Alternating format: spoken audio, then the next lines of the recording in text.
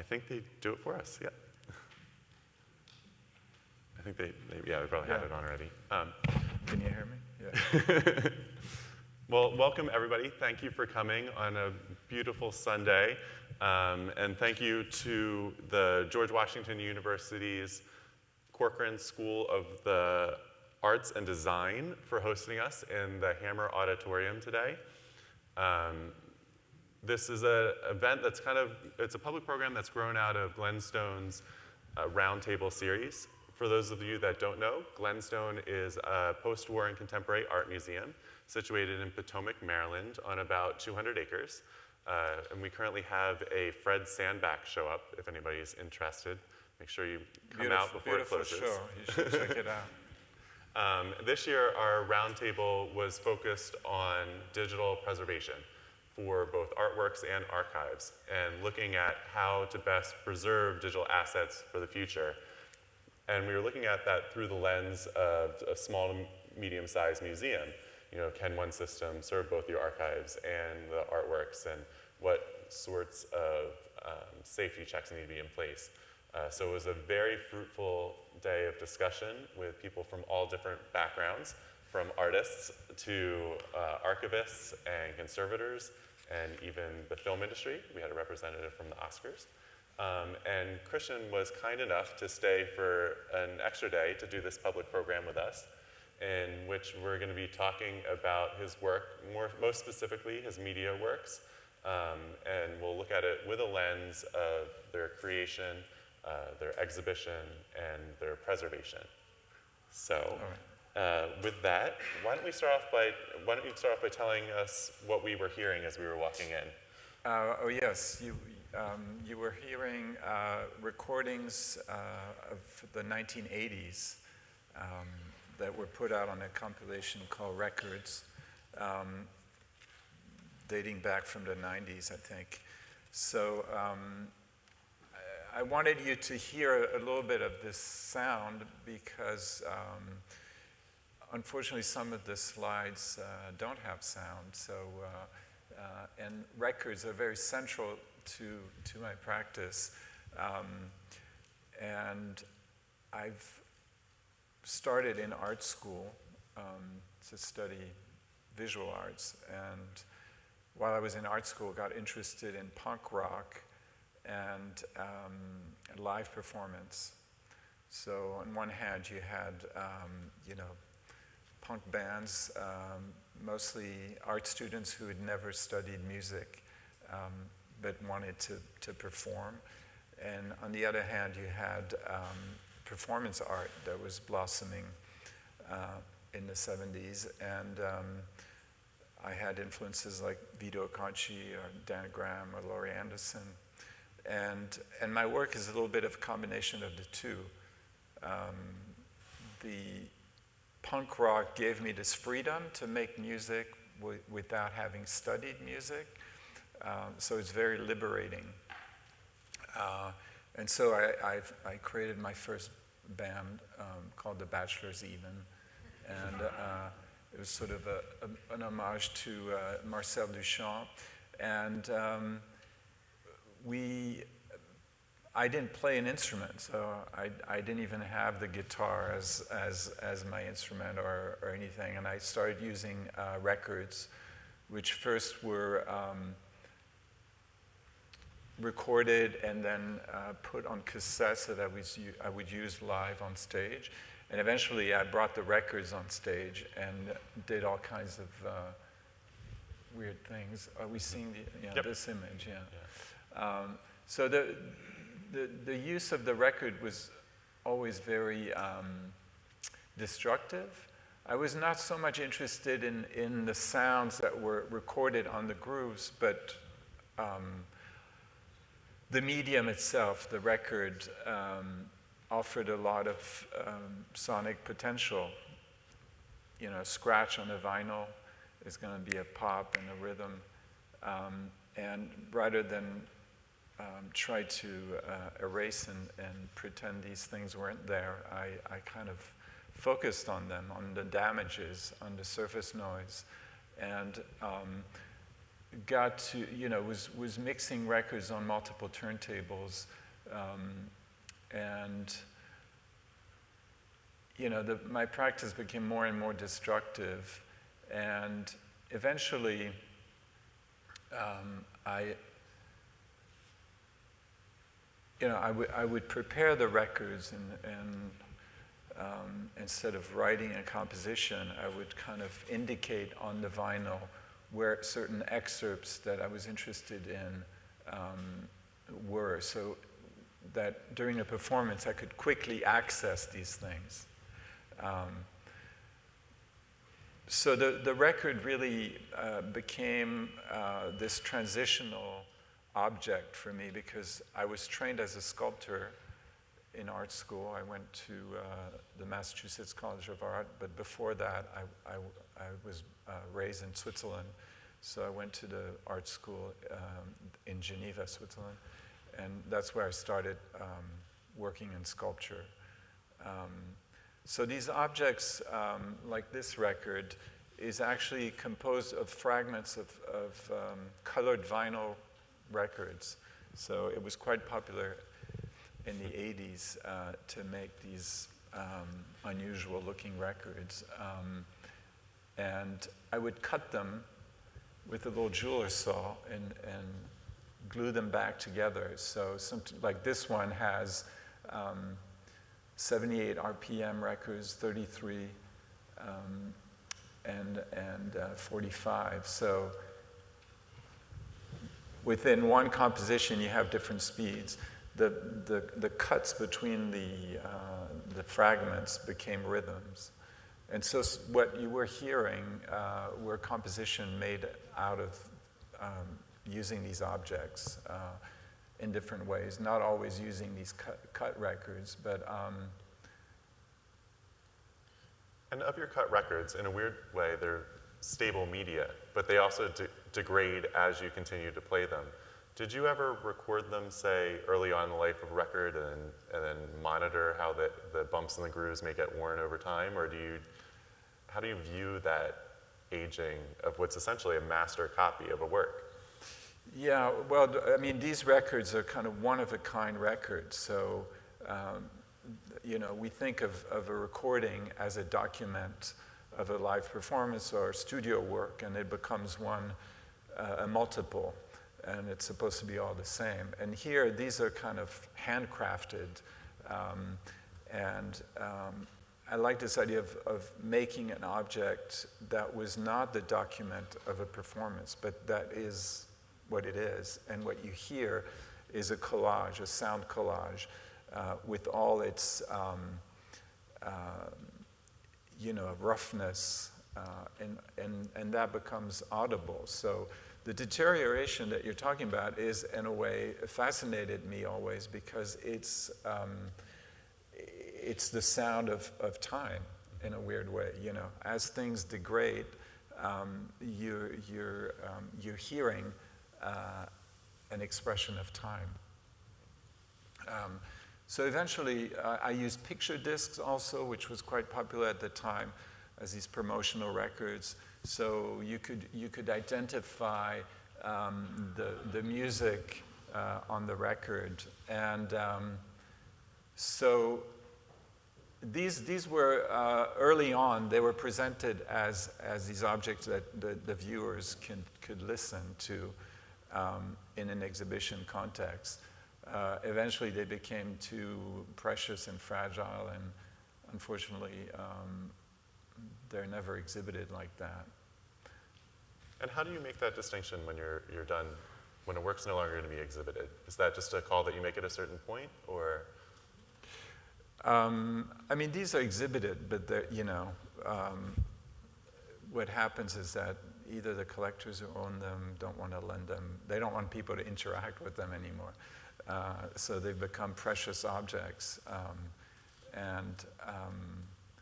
Yeah, that's an interesting cycle in the life of an artwork. A lot of interactive work today is no longer interactive. I mean, we were talking yesterday within this idea of conservation about Nam June Paik and some of his work.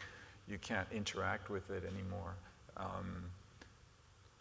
And how would you feel if a curator or a private collector asked if they could display one of your records, and rather than play it because they didn't want to degrade the actual record further, if they could make one recording and play it along next to the work, or have a video showing of the record being played on a turntable? Yeah, that's how we've been doing it, and I think that's acceptable. Yeah, I mean, now there's all this technology that allows us to do that. You can even play a record with a laser, so it doesn't have to even be touched by the needle. But yeah, those are, you have to be creative with the presentation of works. But it's true of a lot of work on display. Even paintings, they're behind glass, and unless it's like good quality museum glass, you can see it, and it's kind of annoying. But that's what happens with precious artworks.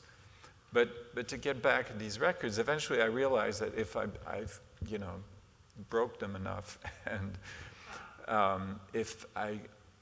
by creating a piece like this, which is a mosaic, it becomes totally unplayable because the grooves are going in every direction. Yet we know that in those grooves there is a recorded sound, and for me that's something magical.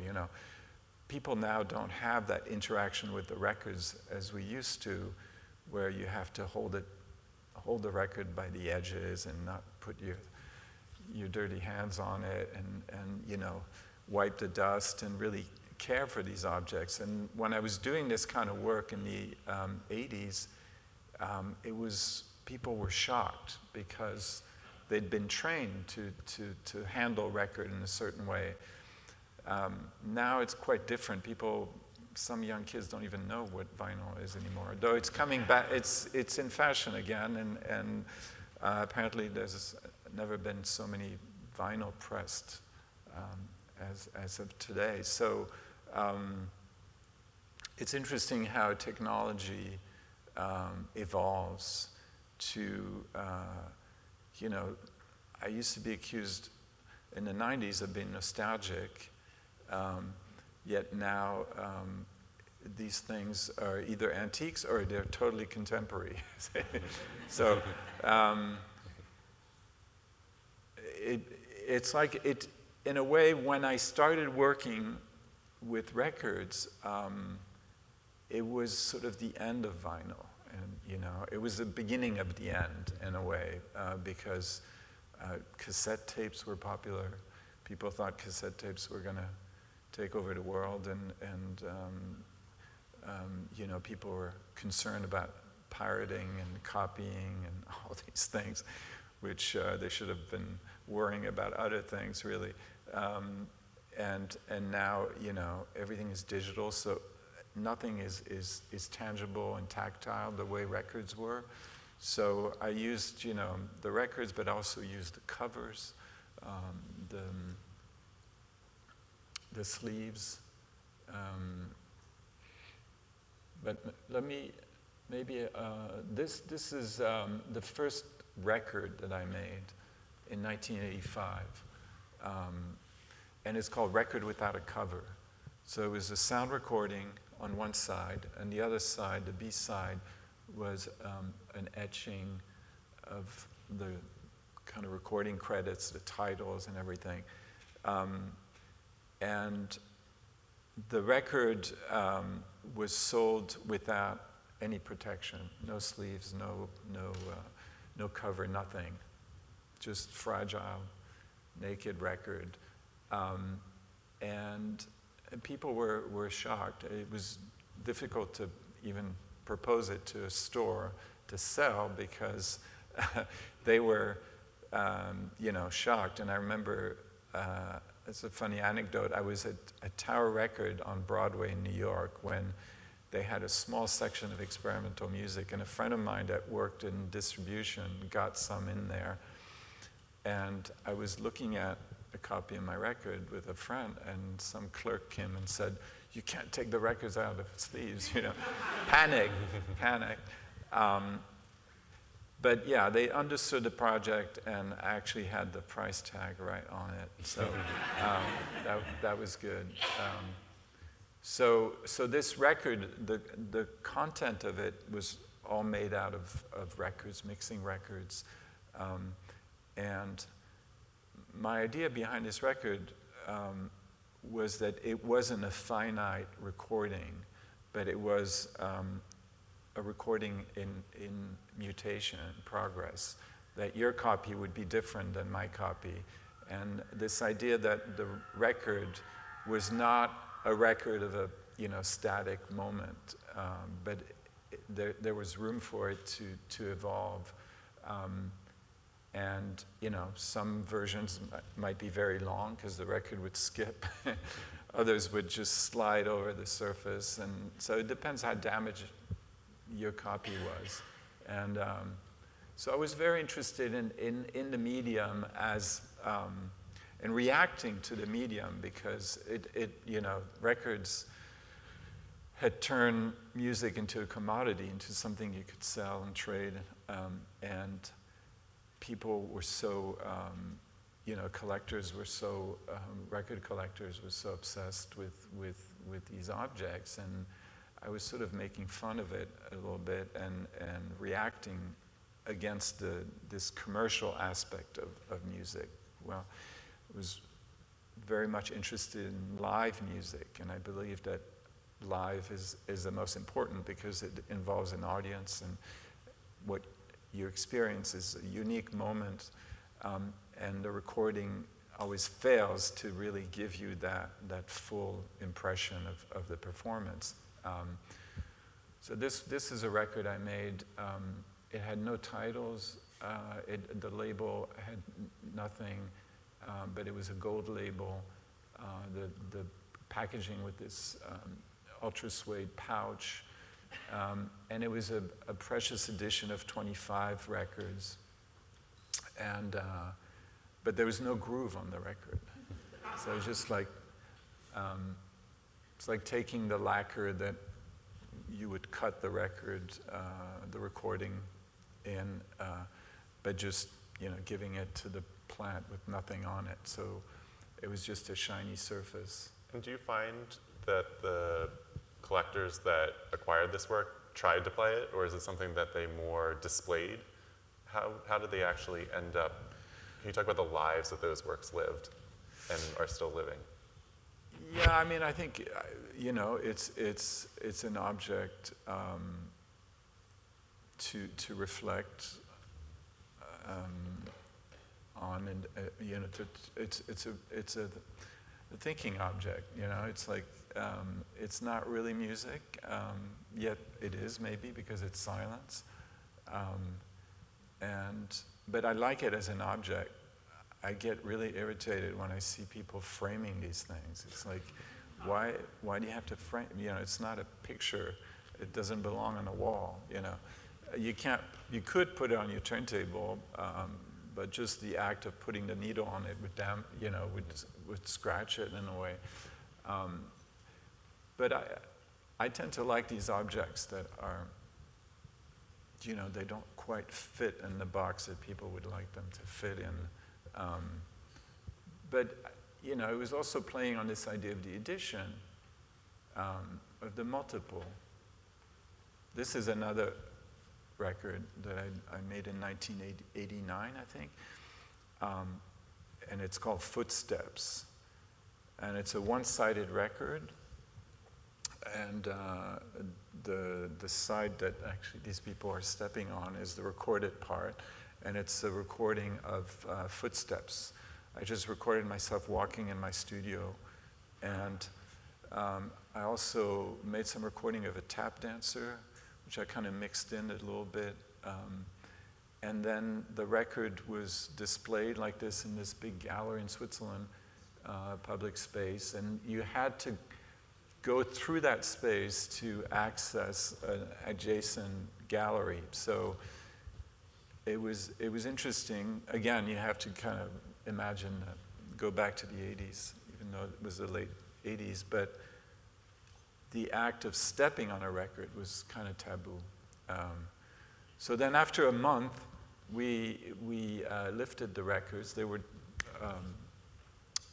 glued to the floor with double-sided tape, and we removed them and packaged them.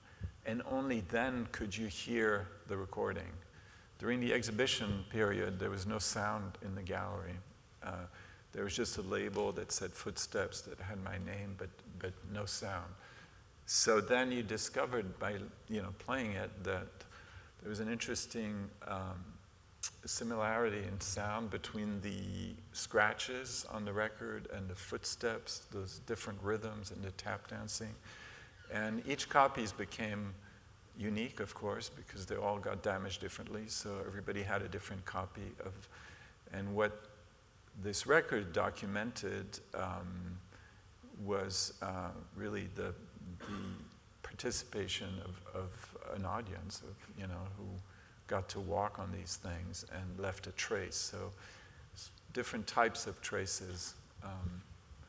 Yeah, I was just going to ask if the participants, in a way, the visitors that were walking on the records, was there any indication to them that you were ultimately going to pick the records off the floor and have them played and distributed in the future? No, none of that. Otherwise, people would start,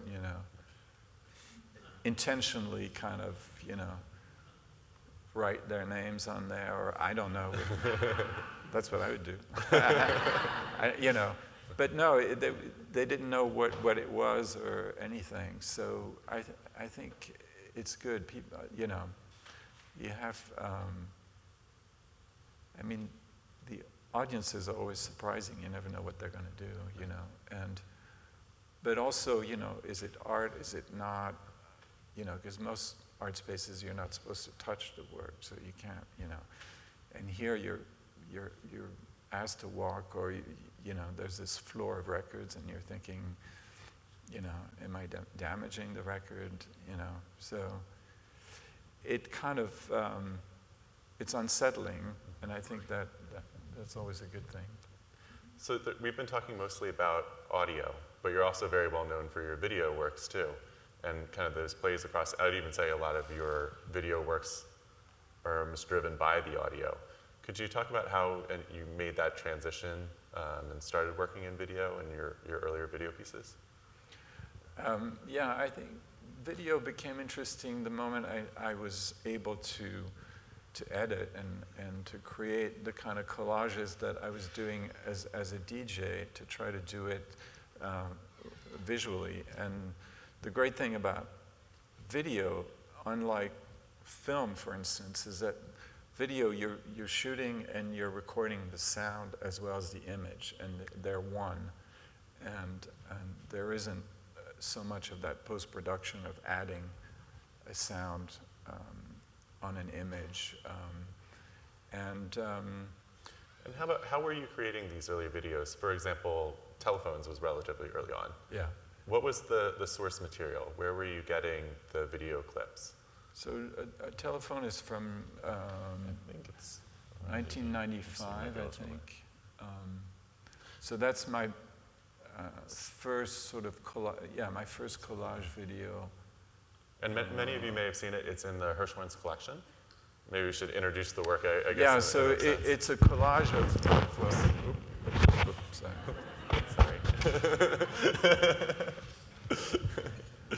It's kind of cold up here.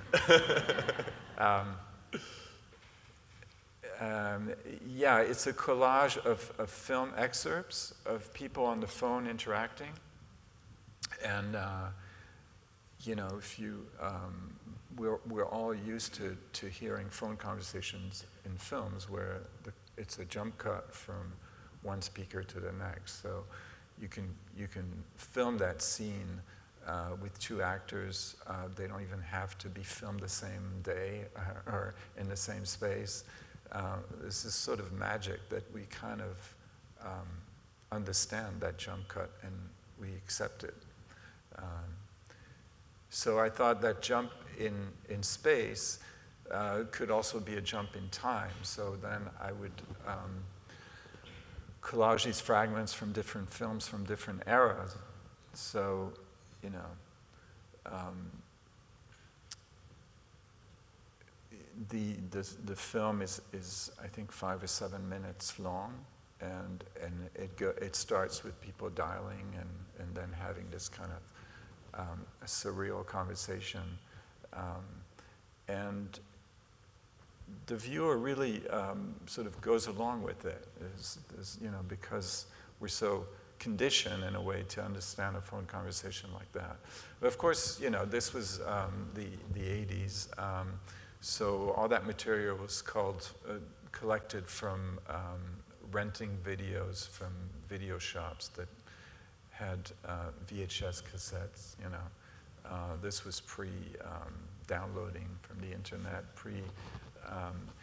pre-DVD, and it was edited on Avid, and so I had to get a grant in order to get time on an Avid editing suite. But that was sort of my introduction to editing, and then as it became more common and easier with Final Cut Pro and other types of digital editing software, then I really got involved in it, and it allowed me to really cut and collage. Yeah, maybe we can. I thought I had an excerpt from Video Quartet, but which is now in the collection of Glenstone. And it's a 4-screen projection, fragments from films, very short fragments, but all these fragments actually create a composition that to my ears sounds logical. And so again, like with the phone conversation, all these musicians play together, speak to one another. But this one being created in 2002. So that was a different technique, and this one I created at home on a computer.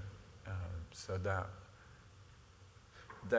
the fact that the technology made it possible. And in a way, that's why it took me so many years to get involved really with video as an art form rather than a documentation form. Because previously it was more like to document something.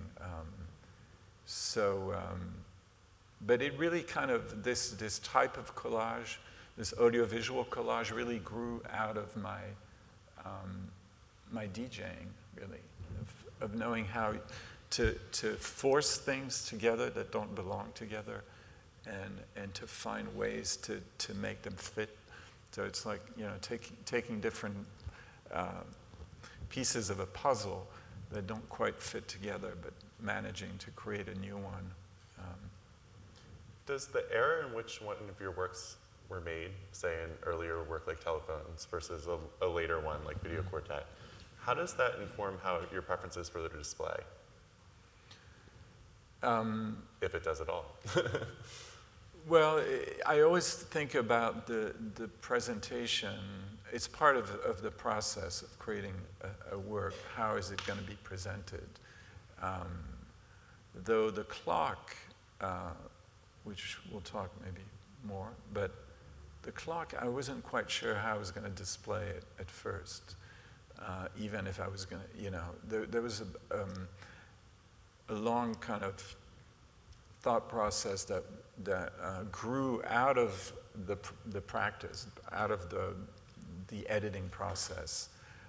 But a piece like Telephone, well, you know, it was early 90s, and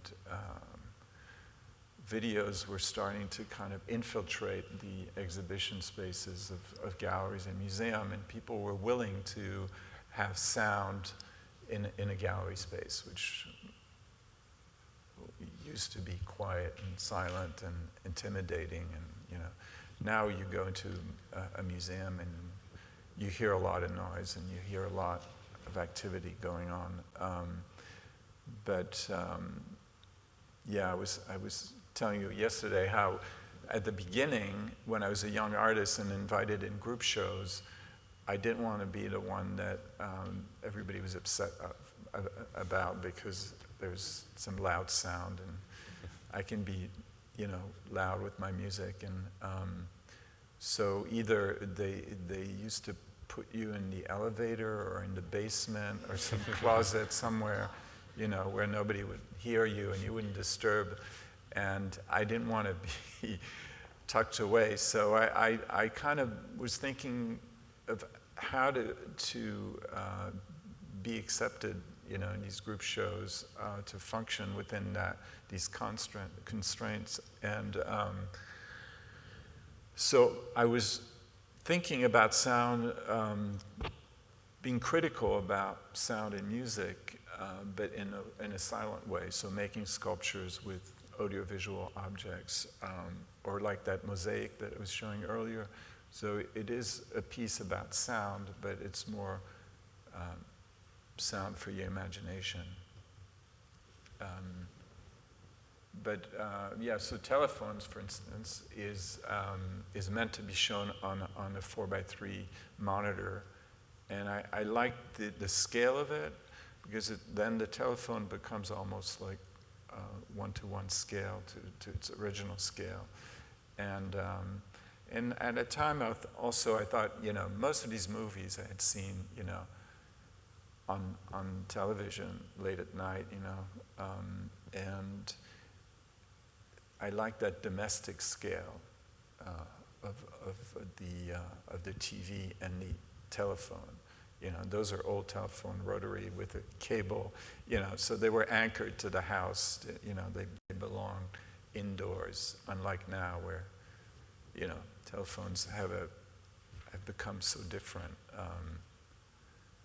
But again, I was saying how records were sort of dying when I got interested in them, and I got interested in telephones. Maybe as the technology is dying, I always think that you need that distance, or when something becomes so familiar that you don't even think about it anymore. It's just part of the landscape, part of your everyday life, and I find it that then you're not fascinated with the technology. It's just part of you, and you can actually do things to it that are that can be destructive or critical, or that are not just using the object for what it's meant to be used for. Versus Video Quartet, which you can see this is kind of an installation view of the 4 channels all projected adjacent to each other. Yeah, and the sound that you hear is the sound of that clip, and each screen has its own separate sound system. So it's kind of quarterphonic, and so you're constantly looking at different images, hearing different sounds. As a viewer, you're quite active in making these choices, because each screen is 10 feet wide, so you've got a 40 feet wall to deal with, and that engagement and that physical distance between the 2 far apart screens is important to me. And so you still feel like that it's made out of fragment, yet it has a coherent kind of composition. And as a conservator, one of the things that we're always thinking about when a work comes into a collection are just what you're explaining, the kind of parameters. How does an artwork be shown in one space, and how does it change to the next space? And how do we document what's acceptable, what's not, even as those sorts of ideas might be changing in a work's life? Can you talk about some experiences that you've had, and how you set out parameters for your works, how you monitor the exhibitions, and work with institutions to develop plans for how your work's shown? The work comes with very precise installation instructions. So the scale, like 10 feet wide screens, it can be slightly modified depending on the space, but I think it has a natural, I feel comfortable with that scale. But of course, if suddenly you have a narrower space, and you might have to make it a bit smaller. I like the environment to disappear so you can really focus just on the sound and the image.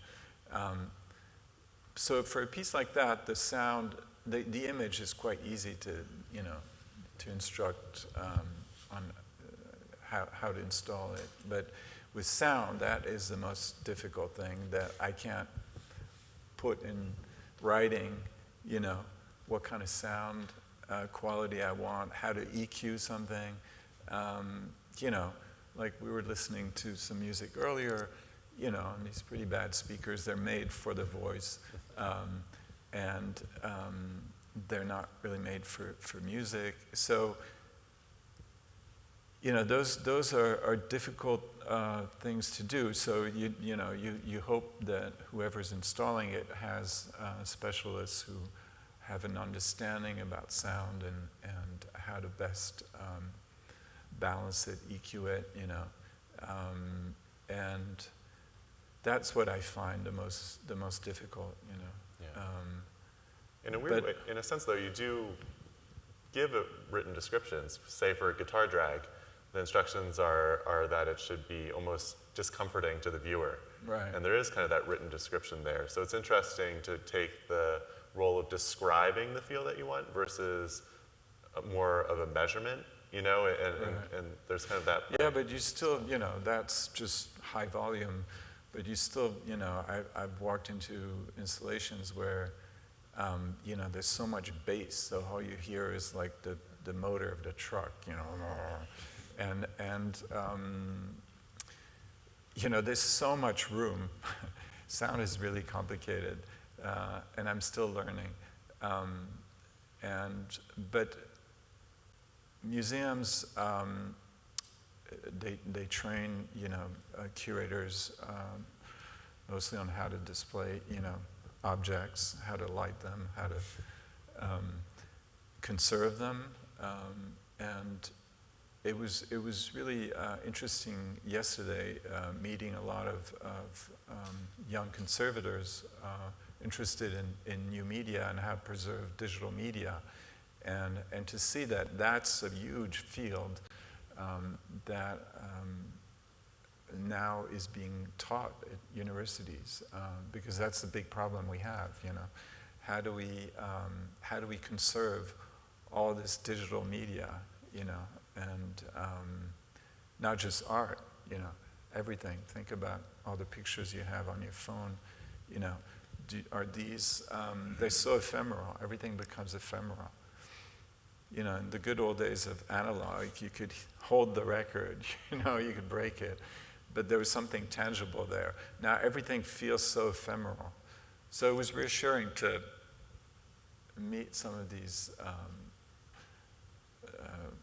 scientists and conservators trying to find solution to that problem in every field, how to conserve films, classical films. I mean, everything now gets shot in digital, and medical records, photography, you name it. It's all this massive information that is intangible. So that's a big challenge. So it was sort of reassuring to know that some people think about it. I'm not very much into the technology. I love using tools, for what I would like to express or create, but not. I'm not interested so much in how it all works. As long as I'm able to be creative with it, that's enough. That's really interesting that you said that. You're interested in being able to create it, yet you created clocks, a work that spans 24 hours, and spliced together all the footage, I'm assuming using Final Cut Pro. How is your studio set up that if you're not technically minded, that you're working with all these big files and making sure you have enough RAM on your computers. Can you talk about how a work like that comes into existence? Well, yeah, the clock is kind of a monster. It took me 3 years to make.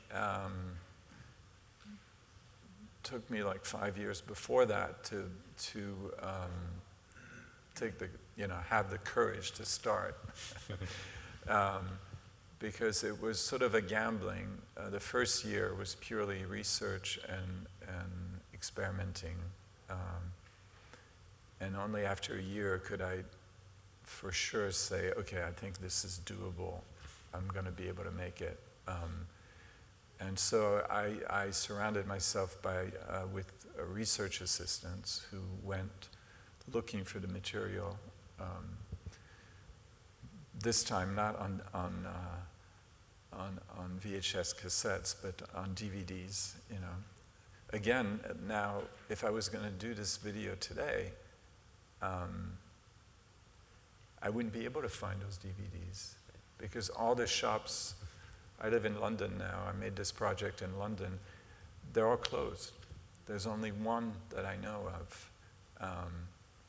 So people download the material, and so it's always interesting, like these moments where you can do something. There's a moment where you can't because there's no technology to do it, or suddenly the technology is obsolete, and so. It's not just from the conservation point of view, but also from the creative point of view. What's doable today.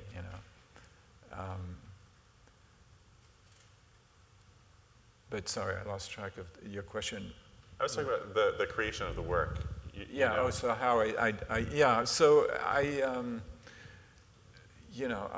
have. I don't have a big studio. I just have one assistant who's very good with computers, who maintains my computers and advises me and backs up things. And then when we need, like for the clock, we needed more researchers, so I hired people. But they worked independently. They just, went fishing, brought me the stuff, and I would edit. That's what I did for 3 years, editing. And that's what I like, putting fragments together, finding ways to create these transitions, learning a lot from the material itself, how editors before me have dealt with this, because film is, after all, just a bunch of fragments, edited together. And that's, the magic. And there's another key piece of magic in clocks in the sense that the time the clock, in that the time on the clock in the screen relates to the real time. Can you talk about the challenges of keeping them in sync during display? So believe it or not, I wasn't even, when I started the project, that wasn't the main, I didn't know that that's how I was going to present it. First I wanted to see if it was possible to create a 24-hour work, and then I thought, how are we going to do this? Should I show, each hour on a different screen, or, And then suddenly I realized, well, no, it is a piece about time, and there was a way to sync it to the real time, and that's how you see it. So what happens is that you become a participant in this thing. It's no more. It's not a film. It's not. It's a participatory installation in a weird way, because you're seated here now, and you know that I'm not going to be talking for 24 hours. That soon it'll be over, and you can go out and enjoy the sun. But that's the way traditional cinema works. We all come together into a cinema, and then we all leave together. So that requires a certain type of architecture. You can have seats like this with, where you need to get up, the whole row has to get up. That's kind of acceptable because you're supposed to sit there for 2 hours or whatever the length of the film. The clock, I give you options. You come in whenever you want and you leave whenever you want. But you know that it's nice out. And you have that choice. You can go out, or you know that you didn't leave enough money for the parking, or that the kids have to be picked up, or I don't know what you do on a Sunday, or maybe it's time for church. Those are decisions that you have to make, and these are part of the piece. This is like the choice you have. And strangely, these events that happen in sync with your life deal with the same problems. So, if you're watching it at 3 a.m. and someone is yawning on the screen, I bet you're going to yawn too. So it's really an experience in a weird way, rather than, it's an installation, it's ambient, and yeah, it's an experience. And can you talk about successful installations versus some that you think could have been done better, perhaps of the clock or of other works? Would it? Yeah, I mean, it's always a challenge. It's going to open in New Orleans next week, and we're struggling with it.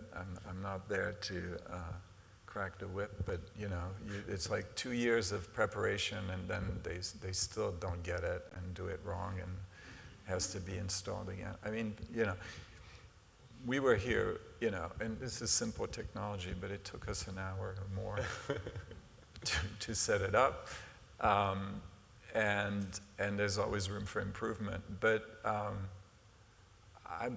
because I want you to experience the clock the best possible way, and to have that experience where you can be comfortably seated in a sofa, and where you might even fall asleep, but where you're feeling comfortable, and that is, the seat is not going to determine, is not going to make you leave because you're uncomfortable, but it's also about the quality of the sound, about the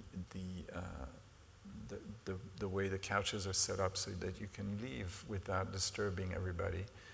So there's enough room around the couches. And, I mean, these are simple things, but there's more, there's technological problems also, because this was made in 2010 and computers have changed already, and some of the software I'm using is not responding well to some of the software that keeps the clock on time.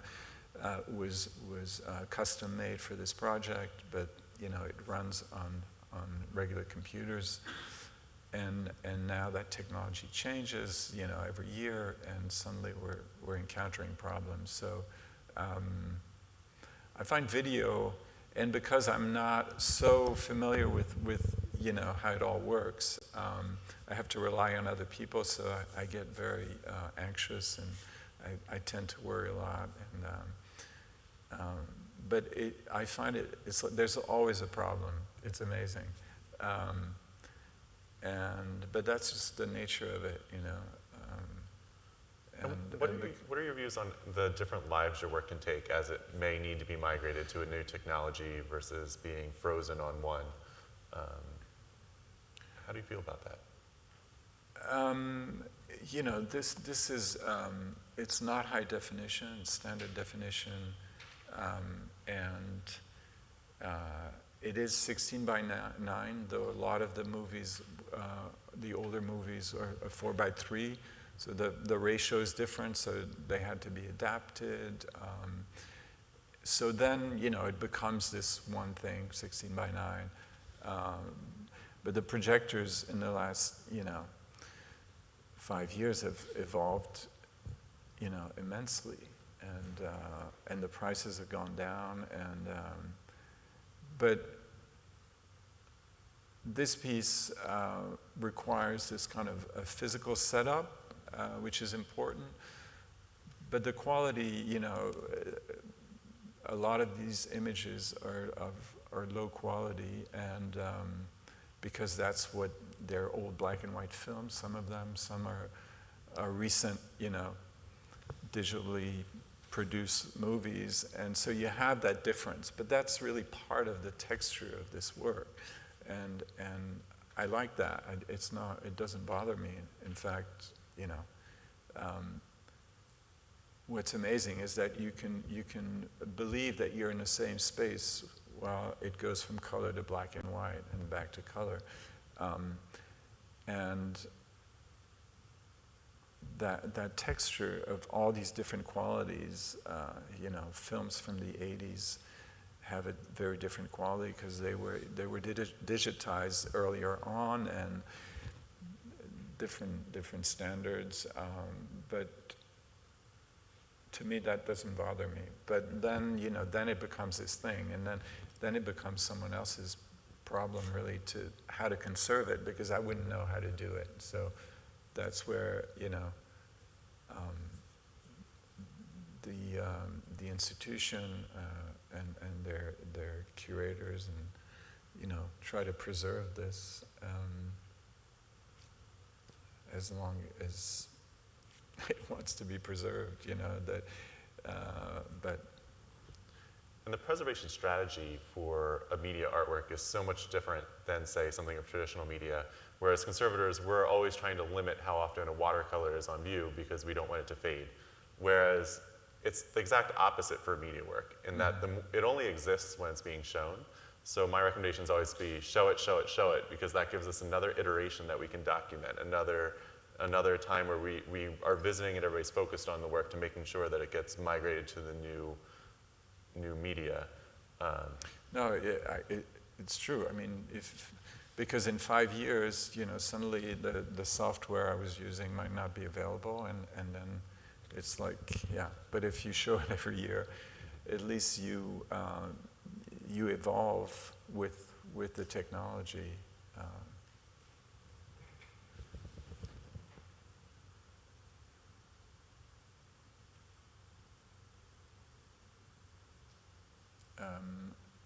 I have a lot of different images, not so much about video, but, or should we talk about this piece? That would be great. We'll do that kind of, why don't we talk about guitar drag? How much time do we have? We'll talk about guitar drag for a couple minutes and then open it up to questions from the audience, if that sounds good to you. Sure, yeah. This is a moving image, actually. Yeah. I think it's just a fragment.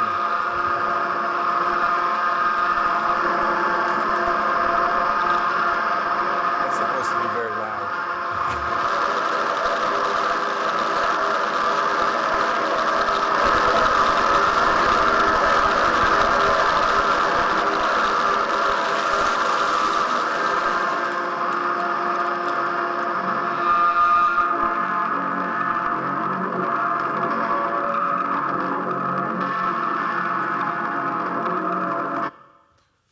Just to give you this is just a fragment of this piece called Guitar Drag, which I forget the date of it, actually. Guitar drag. I think it's about like 2000, I can check. Yeah, 2000, 1999 or 2000. Because I did it in Texas. I was on a residency at Art Pace. 2000? 2000 is the listed date. Yeah, so I filmed it in 1999 when I was in Texas. So it's about 15 minutes long, and the beginning shows me tying the guitar to the back of this pickup truck, and there's an amp in the back on the truck itself that's powered by two car batteries. And then it was filmed by a crew, and it shows the guitar going through different roads, different surfaces in Texas near San Antonio. Your original recordings, were they film or video, or? It was video. It was shot on mini DV. Yeah, at that time with little cameras, which was, yeah.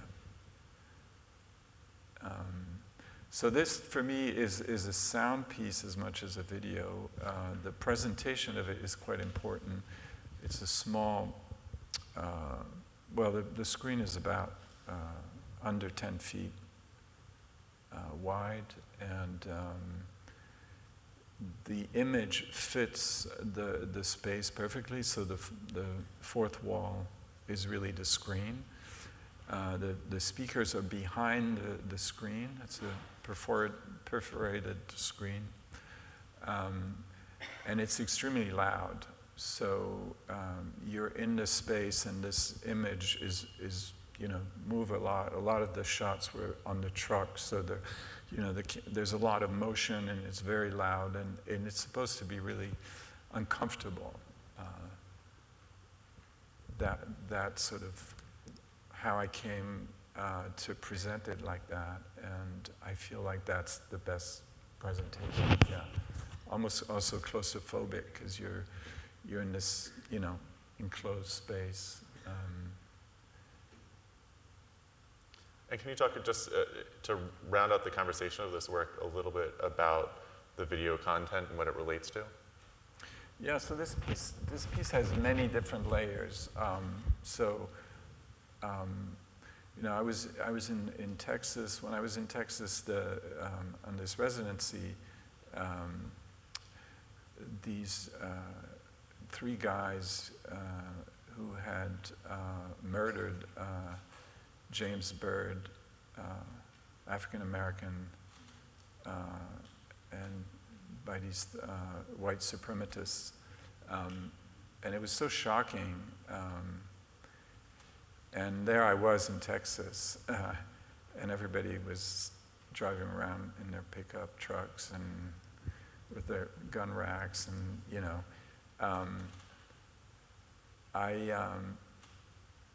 I was reading about,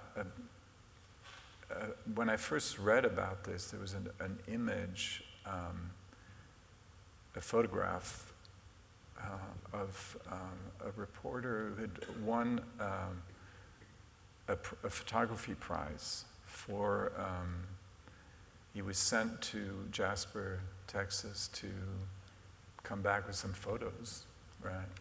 But there was no photographs to be made, and he just photographed the back of the pickup truck. And so you just see the back with the license plate and nothing else. And it was such a powerful image, and he was explaining how didn't know what to do, and he felt that was an interesting point of view. And so then I was thinking about this piece while I was there, and I shot it on the last week I was there, and then I finished it in New York. Put it together, and so I wanted the piece to be about James Byrd's last moments, but I also I felt very uncomfortable as a white man dealing with such a charged subject matter, but then I thought, well, I have to do this. I feel like, and I got some encouragement,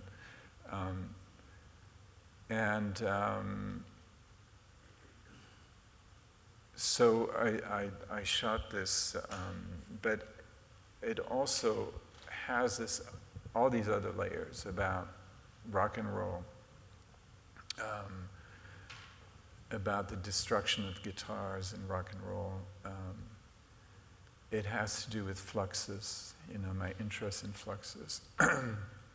Someone like Namjoon Paik had dragged a violin, and so there were also these references to performance, to music, and to this racist crime. And my hope is that it still has all those qualities, but people tend to focus on the crime side of things and that violence. But I have witnessed people come out of there completely changed in many ways. So some people have come out of there in tears. Others have come out of there like totally energized, yeah, rock and roll. Kids, you know, who just see it from that angle. And I think that is the power of the piece, to have that option to choose, you know. You read into it, and that's what art is supposed to do. It's not, I don't want to give you one explanation for the work. I think it has to have these multiple interpretations. Yeah. And the exhibition parameters of it being in a tight space and abrasively loud sound play into evoking those feelings as well. Important. Yeah. Great. Well, I don't want to take up all of Christian's time. I want you guys to take up a lot of it. So we have 2 microphones set up kind of up to the front, and I'd like to invite you guys to come up and ask questions. Don't be shy. Thanks for your work. I've had a chance to see several of your works in context. I was wondering if I know they're done in small editions, if you've thought about work that would be distributed more widely, say on the web, or with a different type of orientation for the audience and experience. Yeah, I think I have works that are, you know, I mean, recordings definitely are large editions and are available on, you know, they end up on the web. And but I tend to find, you know, the small screen of a computer very limiting, and especially the sound, you know. It's like that little speaker. It's kind of a nightmare. But you know, it's interesting how we put up with bad sound as the technology evolves, and you know, we're all like, can you hear me, like on our phone. You know, it's almost like we're going back in time. And the same with the speaker on the laptops, you know, we want them to be small and portable, but we haven't figured out how to give you a good sound unless you put headphones on, yeah.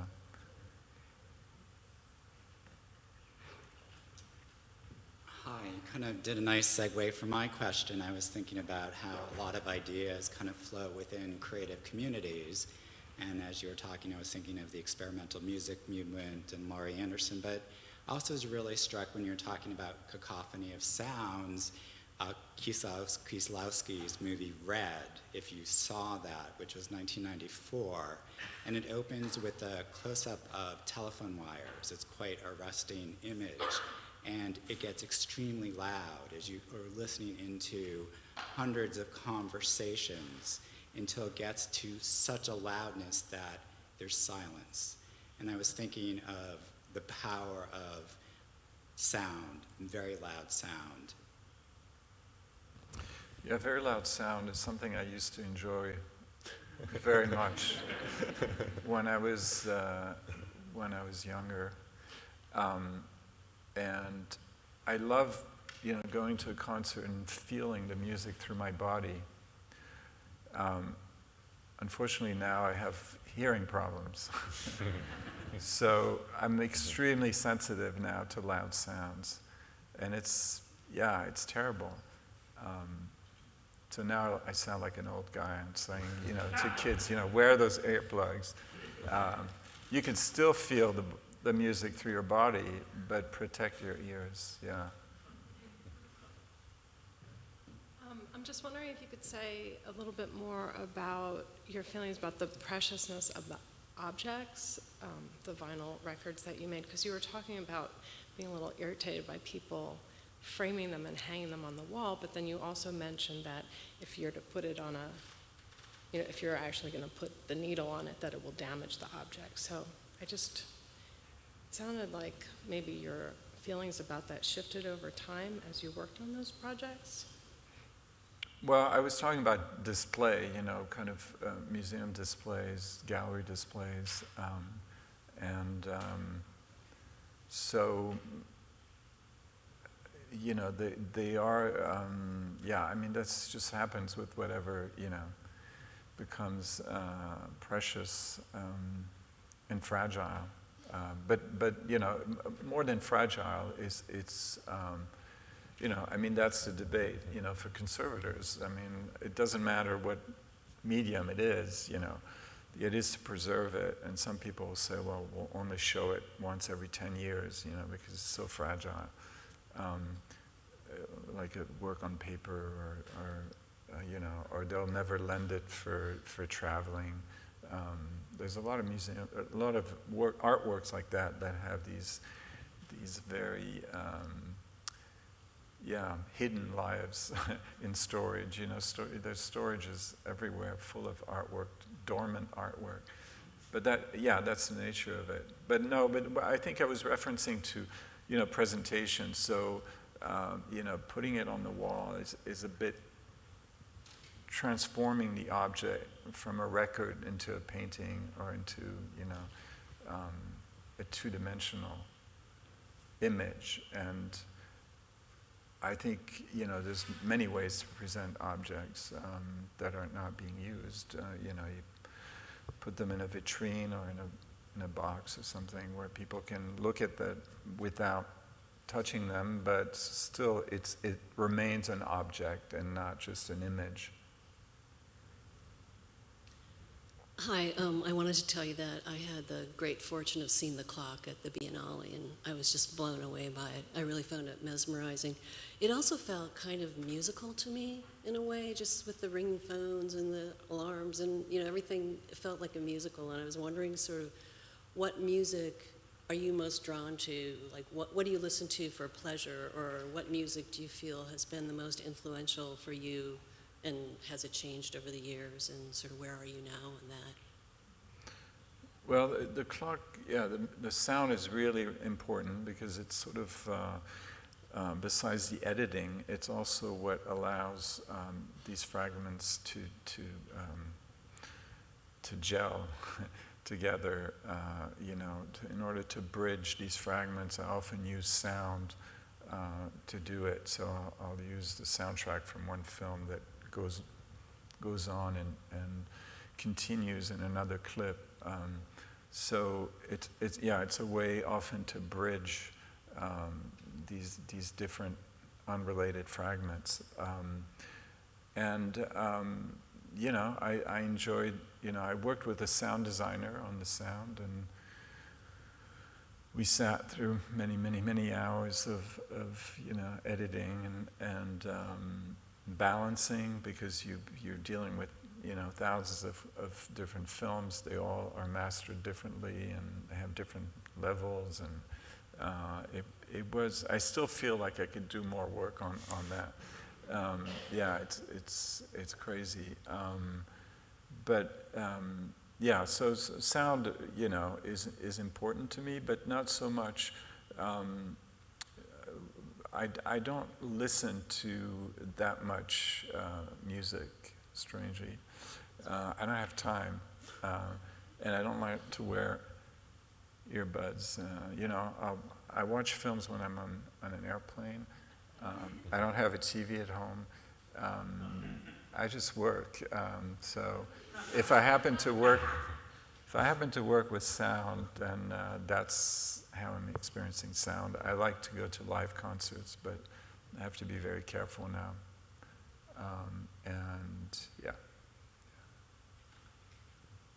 I tend to, if I listen to music, I have to listen to it. I can't,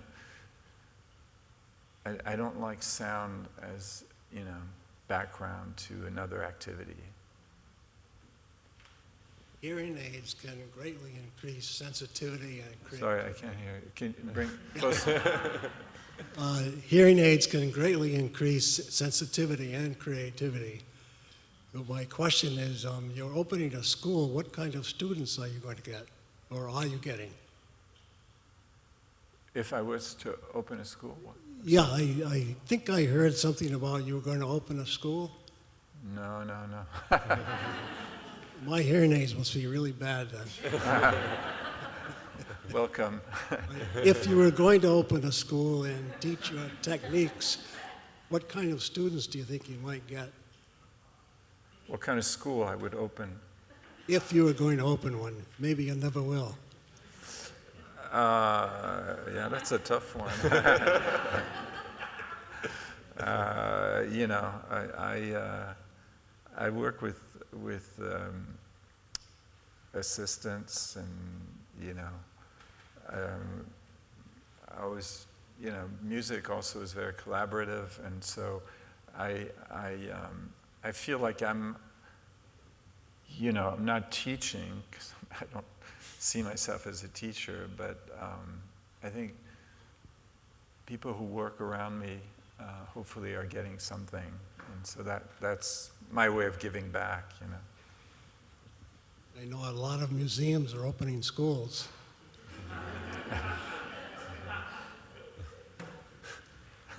Hi. So my question is about a particular piece. I don't think you discussed it at Waterfall.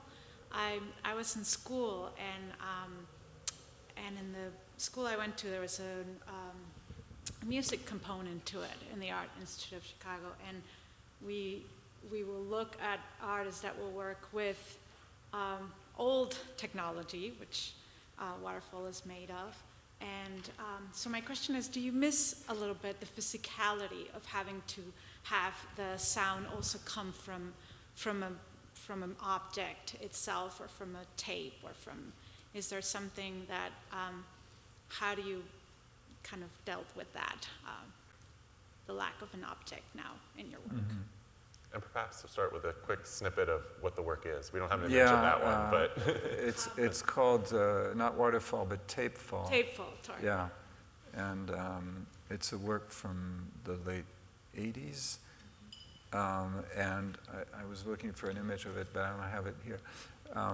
So it's a reel-to-reel tape player, and I had a company make duplications of this recording of sound trickling, a very fine little trickle of water, and played the tape without a pickup reel, and it would play for 2 hours, and then accumulate on the floor, and then someone would go up a ladder, replace it, and then would continue playing. So eventually the pile, which is quite beautiful, it's almost like an hourglass. It makes this perfect kind of cone shape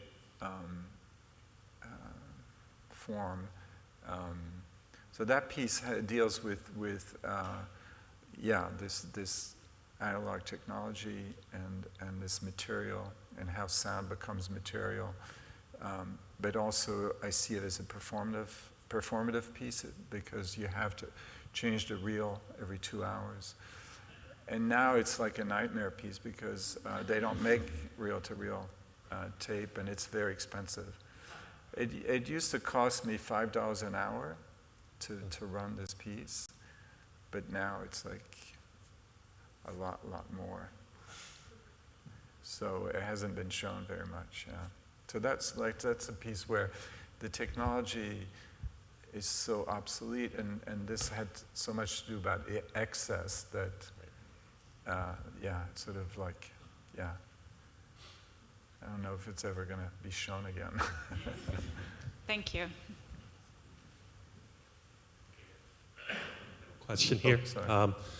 Obviously a lot of time was put into building the clock. You can work on small segments at a time. And it's so constructed that the audience, you mentioned they can come in for 2 minutes, they can come in for half hour, 8 hours, or the museum opening times, and on rare occasions, an entire 24-hour period. I was curious on, have you ever watched the film itself for the entire 24-hour periods, or after you spend so much small time like that? No, I haven't, and I know very few people who have. Some people claim that they have, but you still have to eat and go to the bathroom, and I don't think of it as a kind of marathon piece. I think it's perfectly okay to, look at it for a while and go and do your thing and come back another time. And,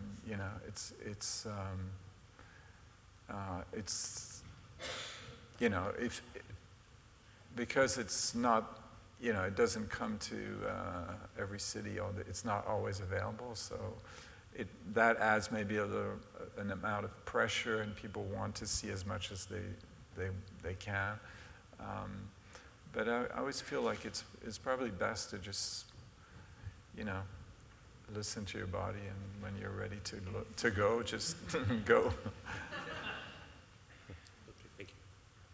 So to answer the question, I've never sat 24 hours. No, I was happy when it was done,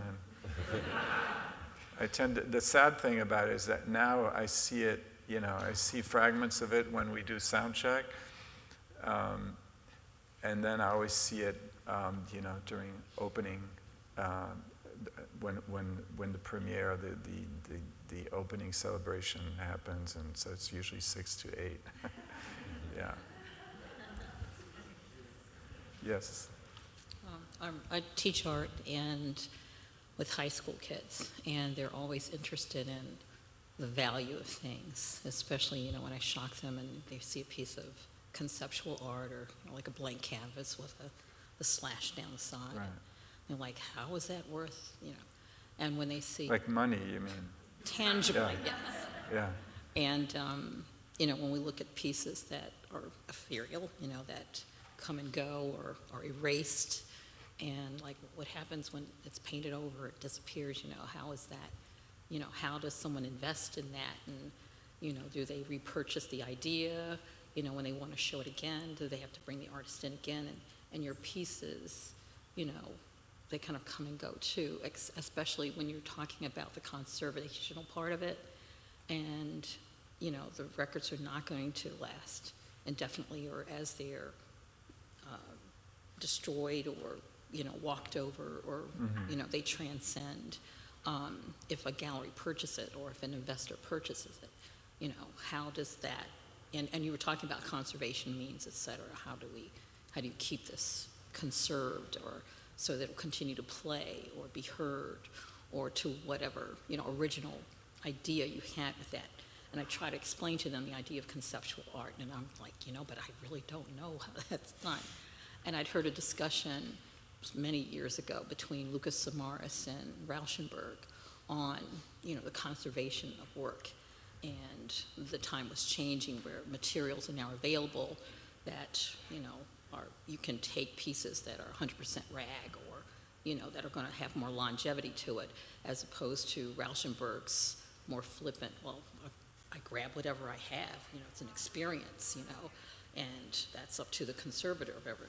But when, someone invests in your work or your idea, they're also concerned with how am I going to sustain this or maintain its value. And conservators are having, investors are having problems now, like, well, am I maintaining my investment? Is it still worth what I originally paid for it? But now, because now I have to pay for a conservator to maintain it, and I'm going to put more investment in it, and an asset is something that you make money from and not have to keep feeding into.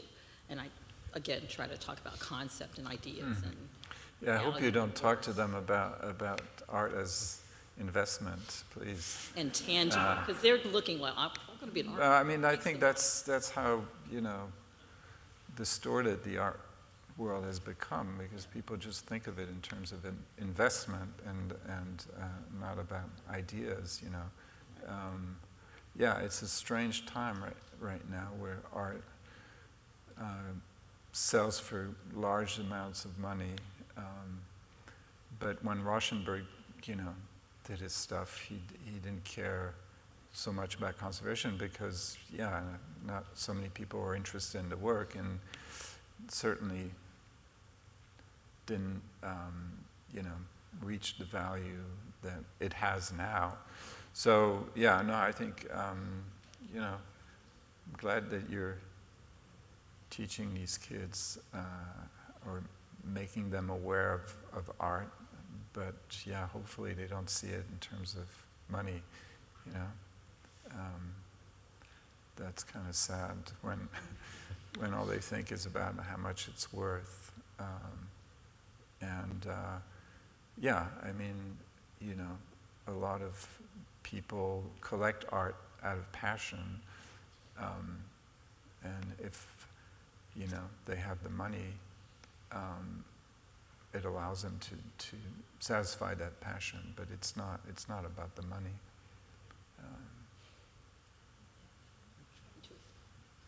Well, good luck. Can I ask a quick question? Oh, yeah. I was also lucky and fortunate enough to see the clock in New York, and was mesmerized by it for a number of hours, and it was hard to tear myself away, and I thought it was extraordinary. But my question was, I'm just curious as to what you're working on now, what the next thing is.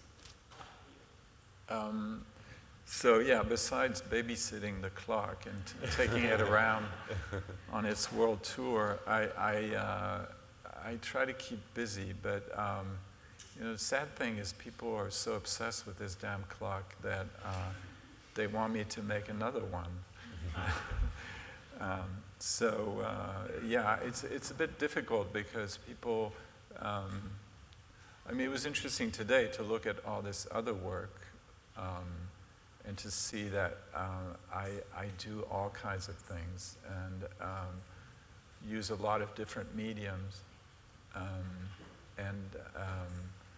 that I just happened to make this piece which is extremely popular, but hopefully it's not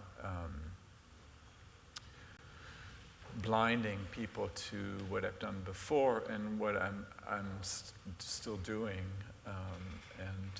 So I work with I'm trying to stay away from video, frankly, because I don't like people calling me a video artist, and the clock has become such a you know, a big video. I'm trying to go back to more sculptural works, which we didn't really show many, but some of my earlier work was more sculptural. Installations, and music also. So I was just doing a project in Berlin where some of my graphic scores were being performed. So I don't write music in a traditional way, but I'll kind of create these structures in which music can develop with live musicians. And so I just published a new score that takes the form of a comic book and that musicians perform with. Yeah, so I keep busy. Thank you. I think we have time for just the last two people up here. We can do two more questions. Short ones. If you're up Actually, for it. my question is from this woman in the back who has trouble doing the stairs, but her voice projects.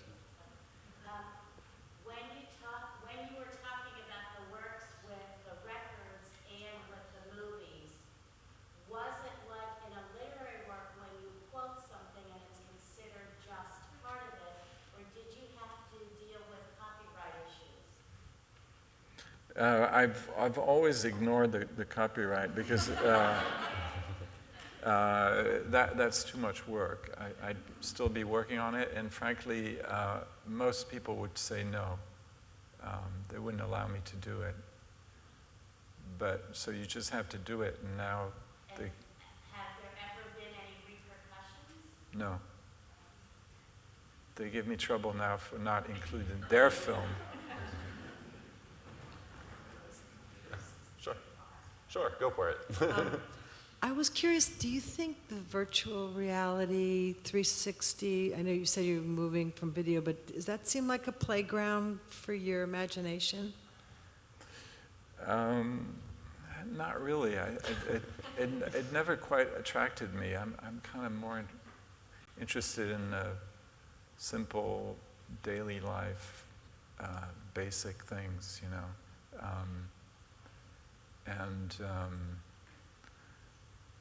You know, 2D moving image is something we're all like completely familiar with. We all grew up watching television and films, and it's really part of the everyday life. But 3D that's something else, I don't have an attraction for that. I kind of like to see reality rather than some imaginary space, you know. I really, yeah, I like real space. Well, thank you. Thank you for taking the time to share your thoughts with us. Yeah, thanks.